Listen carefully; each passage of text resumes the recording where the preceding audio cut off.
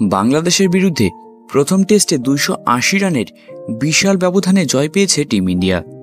ব্যাটে বলে দাপট দেখিয়ে টাইগারদের খাঁচাবন্দি করে বুঝিয়ে দিয়েছে পাকিস্তান আর ভারত কিন্তু এক নয়। দ্বিতীয় টেস্টে বড় জয়ের পরই কিন্তু সোশ্যাল মিডিয়ায় ভারতীয় ক্রিকেট বোর্ডের তরফে দ্বিতীয় ম্যাচের জন্য সম্পূর্ণ স্কোয়াড ঘোষণা করে দেওয়া হলো। মোট 16 জন সদস্যের দল ঘোষণা করা হয়েছে বিসিসিআই এর তরফে।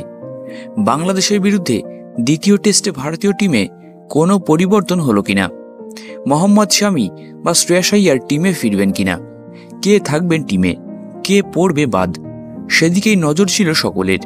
এক ঝলকে দেখে নেওয়া যাক বাংলাদেশের বিরুদ্ধে দ্বিতীয় টেস্টে ভারতীয় টিমের স্কোয়াড।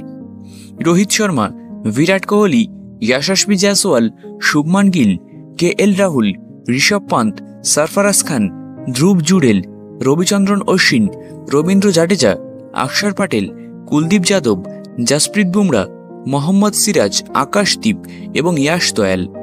প্রথম টেস্টে যে টিম ছিল সেই একই স্কোয়াডকেই দ্বিতীয় ম্যাচের জন্য বেছে নিয়েছে বিসিসিআই। গৌতম গম্ভীরও টিমে কোনো পরিবর্তন চাননি।